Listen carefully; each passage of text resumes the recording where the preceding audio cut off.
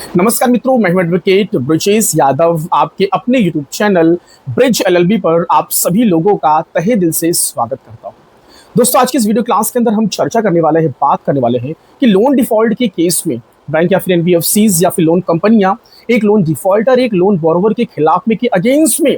कितना समय बीत जाने के बाद दोस्तों बकाया राशि की वसूली और रिकवरी के लिए ये लोन कंपनियां, ये बैंक और एनबीएफसीज एक लोन बोरोवर, एक लोन डिफॉल्टर के खिलाफ में, के अगेंस्ट में मनी रिकवरी सूट, केस, मुकदमा, कंप्लेंट फाइल नहीं कर सकते हैं दोस्तों। समय अवधि क्या होगा, एक टाइम लिमिट क्या होगी जो खत्म होने के बाद बैंक और NBFCs loan defaulter, loan borrower के खिलाफ में लीगल एक्शन कतई नहीं ले सकते हैं दोस्तों। डियर फ्रेंड्स, यदि लोन के बोरोवर, लोन के डिफॉल्टर ने बैंक और एनबीएफसीज के साथ में एक कॉन्ट्रैक्ट, एक एग्रीमेंट साइन किया होगा और बाद में ईएमआईज मिस कर दिया, ईएमआईज डिफॉल्ट कर दिया, तो कहीं ना कहीं उस लोन के डिफॉल्टर ने दोस्तों उस कॉन्ट्रैक्ट, उस एग्रीमेंट का ब्रीच का उल्लंघन किया। तो ऐसे में उस कॉन्ट्रैक्ट में जो भी अमाउंट मेंशन थी, उस अमाउंट की रिकवरी के लिए बैंक और एनबीएफसीज को सिविल न्यायालय में, सिविल कोर्ट में मनी रिकवरी सूट फाइल करना पड़ता है दोस्तों। तो ऐसे में समय सीमा क्या होगी, टाइम लिमिट क्या होगा, कितने समय के बाद वो मनी रिकवरी सूट फाइल नहीं कर सकते हैं, वो टाइम लिमिट क्या, समय अवधि क्या है। और दोस्तों, यदि लोन के बोरोवर ने लोन लेते समय बैंक और एनबीएफसीज के साथ में ईसीएस मैंडेट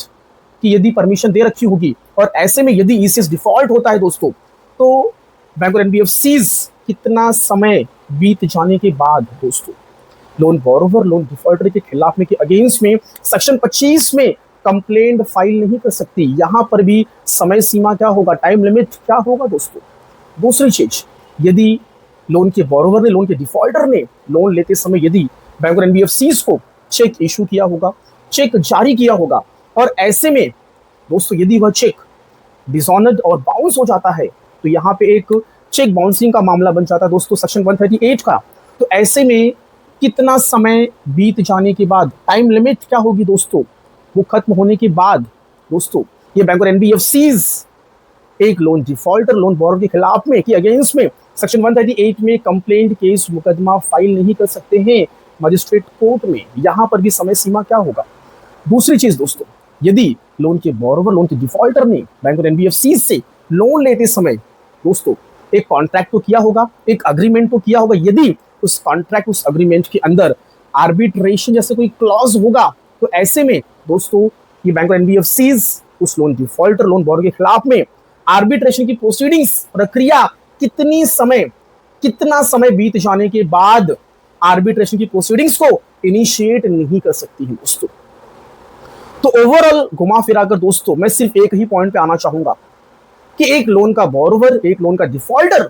जब ईएमआईज को मिस करता है, ईएमआईज को डिफॉल्ट करता है, तो ऐसे में बकाया राशि की वसूली और रिकवरी के लिए, उसके रीपेमेंट के लिए बैंक और एनबीएफसीज, लोन कंपनियां एक लोन डिफॉल्टर, लोन बोरोवर के खिलाफ में, के अगेंस्ट में कितना समय बीत जाने के बाद लीगल एक्शन नहीं ले सकते हैं, केस, मुकदमा, कंप्लेंट,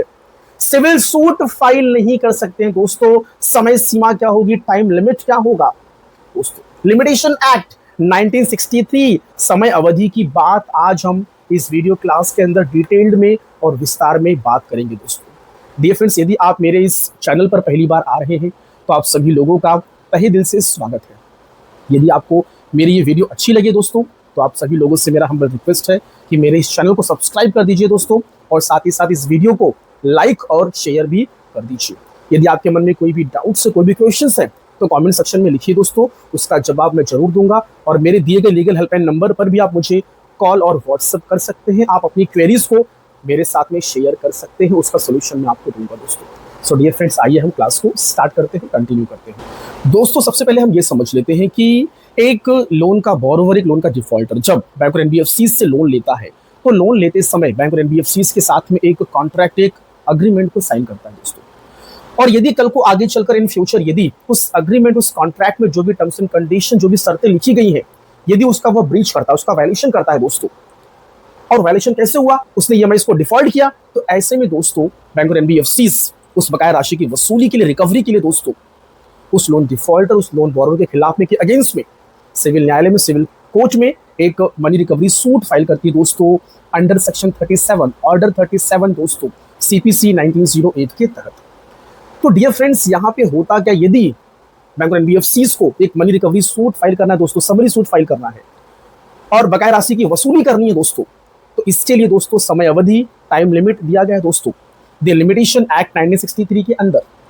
शेड्यूल पार्ट 2 आर्टिकल 21 के अंदर दोस्तों, जो कि है 3 इयर्स, 3 साल दोस्तों। जैसे ही लोन की EMI डिफॉल्ट होती है, कॉज ऑफ एक्शन अराइज होता है दोस्तों, तो उस डेट से लेकर अगले 3 साल के अंदर बैंक और NBFCs को बकाया राशि की वसूली रिकवरी के लिए दोस्तों सिविल कोर्ट में, सिविल न्यायालय में एक मनी रिकवरी सूट फाइल करना पड़ता है दोस्तों, समरी सूट फाइल करना पड़ता है ऑर्डर 37 दोस्तों CPC ऑफ 1908 के तहत, तब जाकर वह बकाया राशि की वसूली कर सकती है। तो ध्यान देना दोस्तों, जैसे ही EMI डिफॉल्ट हुआ या फिर जिस डेट से ड्यू या फिर आउटस्टैंडिंग आपकी स्टार्ट हो जाती है दोस्तों, उस डेट से लेकर अगले 3 साल के अंदर ही सूट, केस, मुकदमा दोस्तों सिविल न्यायालय में बैंक और NBFCs को लोन डिफॉल्टर के खिलाफ में के अगेंस्ट में फाइल करना पड़ता है। यदि ये 3 साल बीत जाते हैं, उसके बाद यदि बैंक और NBFCs दोस्तों कोर्ट में जाती है, तो कहीं ना कहीं यहाँ पे जो टाइम लिमिट है वो खत्म हो चुका है, टाइम बार्ड हो चुका है। तो ऐसे में द लिमिटेशन एक्ट 1963 के सेक्शन 3 के तहत दोस्तों बैंक और NBFC के क्लेम को रिजेक्ट कर दिया जाएगा दोस्तों, उनके एप्लीकेशन को, उनके सूट को दोस्तों बिल्कुल भी एक्सेप्ट नहीं किया जाएगा, उनका सूट मेंटेनेबल नहीं होगा दोस्तों, क्योंकि यहाँ पे जो लिमिटेशन जो पीरियड है 3 इयर्स का वो खत्म हो चुका दोस्तों, क्रॉस हो चुका है। तो as per the section 3 the limitation act 1963 के तहत बिल्कुल भी यहाँ पर उनके क्लेम को एंटरटेन नहीं किया जाएगा, उनके एप्लीकेशन को, उनके वाद को एंटरटेन नहीं किया जाएगा दोस्तों। अब हम आगे बढ़ते हैं, अब हम बात कर लेते हैं कि आर्बिट्रेशन का मामला दोस्तों। यदि लोन के बोरोवर ने बैंक और NBFC से लोन लेते समय यदि कॉन्ट्रैक्ट एग्रीमेंट के अंदर एक आर्बिट्रेशन जैसे कोई क्लॉज यदि साइन किया होगा, तो ऐसे में बैंक और NBFC बकाया राशि की वसूली और रिकवरी के लिए लोन डिफॉल्टर, लोन बोरोवर के खिलाफ में आर्बिट्रेशन की प्रोसीडिंग्स इनिशिएट कर सकती हैं। उनको सेक्शन 21 इन्वोकेशन ऑफ आर्बिट्रेशन की एक लीगल नोटिस भेजेंगे, उसके बाद आर्बिट्रेशन की प्रक्रिया स्टार्ट हो जाएगी। तो यहाँ पर भी दोस्तों एक नोट करने वाली बात है कि जिस दिन EMI डिफॉल्ट हुई, जिस दिन EMI मिस हुई दोस्तों, उस डेट से अगले 3 साल के अंदर ही आर्बिट्रेशन की प्रोसीडिंग्स को बैंक और NBFCs को स्टार्ट करनी होती है, इनिशिएट करनी होती है। यदि 3 साल बीत जाएंगे, उसके बाद यदि बैंक और NBFCs आर्बिट्रेशन की प्रोसीडिंग्स को इनिशिएट करते हैं, तो वो पूरी तरीके से दोस्तों टाइम बार्ड होगा, समय सीमा समाप्त हो गया, उसके बाद बिल्कुल भी ये आर्बिट्रेशन की प्रोसीडिंग्स जो भी है वो मेंटेनेबल बिल्कुल भी नहीं होगी। जो आर्बिट्रेटर होंगे वो इस आर्बिट्रेशन की प्रोसीडिंग्स को बिल्कुल भी स्टार्ट नहीं कर सकते हैं दोस्तों। तो जैसे ही दोस्तों कॉज ऑफ एक्शन अराइज होता है, EMIs मिस होती है, डिफॉल्ट होता है दोस्तों, उस डेट से दोस्तों अगले 3 साल के अंदर ही जो करना है करिए, 3 साल खत्म हो जाएगा, उसके बाद बिल्कुल भी दोस्तों अलाव नहीं होगा, आर्बिट्रेशन की प्रोसीडिंग्स आपके खिलाफ में इनिशिएट नहीं हो सकती। द लिमिटेशन एक्ट 1963 के आर्टिकल 137 के अंदर क्लियर कट मेंशन्ड है दोस्तों। तो वहां पर भी 3 साल का समय सीमा दोस्तों मेंशन्ड है, 3 साल के अंदर ही आर्बिट्रेशन की प्रोसीडिंग्स को इनिशिएट करना पड़ेगा, इस बात को नोट करिए दोस्तों। अब हम आगे बात कर लेते हैं कि ECS डिफॉल्ट के मामले में यदि आपने कोई ऑटो डेबिट की एक मैंडेट की परमिशन दे रखी थी और ऐसे में आपकी ECS डिफॉल्ट होती है दोस्तों, तो ध्यान देना जितनी बार भी ECS डिफॉल्ट होगा, हर ECS डिफॉल्ट के होने पर दोस्तों आपका cause of action bar bar arise होगा। तो ये ध्यान देना, जब आपकी लास्ट ECS डिफॉल्ट हुई रहेगी तो उस डेट से दोस्तों, उस डेट से इस बात को नोट करिए, जिस दिन आपकी ECS डिफॉल्ट हुई उस डेट से दोस्तों, जैसे ECS डिफॉल्ट हुई उस ECS डिफॉल्ट के संबंध में जो बैंक और NBFCs की जो बैंक है वो सबसे पहले तो एक इंटीमेशन देगी, एक रिटर्न मेमो बताएगी कि भाई आपकी ये ECS डिफॉल्ट हुई है, तो वो रिटर्न मेमो मिलेगा, ठीक है, ऑनलाइन तरीके से। तो उस रिटर्न मेमो के मिलने के अगले 30 दिनों के अंदर दोस्तों यहाँ पे लिमिटेशन पीरियड, वो लिमिटेशन एक्ट 1963 का कानून यहाँ पे एप्लीकेबल नहीं होगा दोस्तों। यहाँ पे सेक्शन 138 नेगोशिएबल इंस्ट्रूमेंट एक्ट, कैनाई एक्ट का 1881 का जो कानून है, चेक बाउंसिंग वाला जो मामला है, उसके जो प्रोविजंस है, जो उनके लाइक प्रावधान है, वो यहाँ पे सेक्शन 25 में एप्लीकेबल होंगे, क्योंकि दोनों जो कानून है वो लगभग सेम है, ठीक है, दोनों के जो प्रोविजंस से प्रावधान है वो दोनों सेम है। तो सेक्शन 138 या फिर सेक्शन 142, 138 142 के अंदर जो भी लिमिटेशन पीरियड, जो भी समय सीमा दी गई है, वही सेम चीज यहाँ पे एप्लीकेबल होगा सेक्शन 25 में। तो जैसे ECS डिफॉल्ट हुआ और उसका इंटीमेशन बैंक से आ गया, रिटर्न मेमो आ गया, तो रिटर्न मेमो मिलने के बाद अगले 30 दिनों के अंदर बैंक और एनबीएफसीज को लोन के डिफॉल्टर, लोन के बोरोवर को दोस्तों एक लीगल डिमांड नोटिस भेजनी होती है कि आपकी ईएमआई डिफॉल्ट हुई, आपकी ईसीएस डिफॉल्ट हुई है। और उस लीगल डिमांड नोटिस के अंदर लोन के डिफॉल्टर, लोन के बोरोवर को 15 दिन का समय दिया जाता है कि अगले 15 दिन के अंदर जो भी अमाउंट इस लीगल डिमांड नोटिस के अंदर मेंशन्ड है उसका आपको भुगतान, रीपेमेंट करना है। तो जैसे डिफॉल्ट हुआ, रिटर्न मेमो आया, उस डेट से अगले 30 दिनों के अंदर लीगल डिमांड नोटिस भेजना होता है दोस्तों। अब लीगल डिमांड नोटिस भेज दिया, तो जैसे ही लोन के बोरोवर को वह लीगल डिमांड नोटिस रिसीव हुई, उस डेट से अगले 15 दिन तक दोस्तों बैंक और एनबीएफसीज को वेट करना होता है कि भैया पैसे मुझे मिलेंगे। तो जैसे ही 15 दिन समाप्त हुए, एंड हुआ और लोन के डिफॉल्टर के द्वारा बैंक और एनबीएफसीज को पैसे नहीं मिलते हैं, तो जैसे 15 डेज खत्म हुआ दोस्तों, वहां से कॉज ऑफ एक्शन अराइज हो जाता है कि भाई लोन के डिफॉल्टर, लोन के बोरोवर ने एक ऑफेंस कमिट कर दिया ईसीएस डिफॉल्ट का। तो जैसे ही 15 दिन समाप्त हुआ, उस 15 दिन के समाप्त होने के अगले 1 महीने के अंदर दोस्तों बैंक और एनबीएफसीज को लोन डिफॉल्टर, लोन बोरोवर के खिलाफ में, के अगेंस्ट में मजिस्ट्रेट कोर्ट में सेक्शन 25 में कंप्लेंट फाइल करनी होती है दोस्तों। टाइम पीरियड पे जरा ध्यान दीजिए दोस्तों। पहले 30 दिनों के अंदर लीगल डिमांड नोटिस भेजना है, फिर 15 डेज का उसके अंदर टाइम देना है। 15 डेज खत्म हुआ तो अगले 30 दिन के अंदर दोस्तों मजिस्ट्रेट कोर्ट के अंदर कंप्लेंट फाइल करना है। ये पूरी समय सीमा है। अगर इसमें एक दिन भी लेट हो जाता है दोस्तों, तो मजिस्ट्रेट कोर्ट सेक्शन 25 के कंप्लेंट को दोस्तों एंटरटेन नहीं करेंगे, उसको रिजेक्ट कर सकते, खारिज कर सकते हैं दोस्तों। एक डीलो कॉन्डोन लेट होने का एक एप्लीकेशन होता है दोस्तों सेक्शन 142 के अंदर। अगर कोई सफिशिएंट कॉज होगा, यदि बैंक और एनबीएफसी का एडवोकेट मजिस्ट्रेट साहब को यदि कन्विंस कर लेते हैं कि इस रीजन से डिले हुआ, तो फिर दोस्तों मजिस्ट्रेट कोर्ट उनको अलाउ कर सकता है। यहाँ पे डिले कॉन्डोन की एक एप्लीकेशन होती है, वो फाइल करनी पड़ती है बिफोर द मजिस्ट्रेट कोर्ट दोस्तों। तो ये समय सीमा को जरा ध्यान रखिए। वैसे सेम दोस्तों यदि सेक्शन 138 चेक बाउंस हो गया है, तो ऐसे मामले में भी दोस्तों वही सेम प्रोविजन जो मैंने अभी जस्ट आपको बताया सेक्शन 25 में, जैसे चेक बाउंस हुआ, बैंक की तरफ से रिटर्न मेमो आ जाएगा। रिटर्न मेमो मिला, उस डेट से अगले 30 दिनों के अंदर लीगल डिमांड नोटिस भेजनी होती है लोन के बोरोवर को। उनको रिसीव हुआ, उस डेट से अगले 15 दिन तक वेट करना होता है पैसे मिलने के लिए। और जैसे 15 दिन समाप्त हुए, उस डेट से अगले 30 दिनों के अंदर मजिस्ट्रेट कोर्ट में कंप्लेंट फाइल करना होता है दोस्तों सेक्शन 138 के तहत, under section 138 the negotiable instrument act 1881। यहां पर भी एक एक दिन बहुत इंपॉर्टेंट है। तो ये समय सीमा थी दोस्तों सेक्शन 25 की, सेक्शन 138 की। तो ये पूरा आपको समय सीमा ध्यान देना है दोस्तों। यदि आप एक लोन के डिफॉल्टर, लोन के बोरोवर है, तो इस बात को नोट करिए। दूसरी चीज दोस्तों ये ध्यान देना, अगर मनी रिकवरी सूट आपके खिलाफ में, आपके अगेंस्ट में यदि फाइल होने जा रहा है, या फिर आपके खिलाफ में, आपके अगेंस्ट में कोई आर्बिट्रेशन की प्रोसीडिंग्स इनिशिएट होने जा रही है,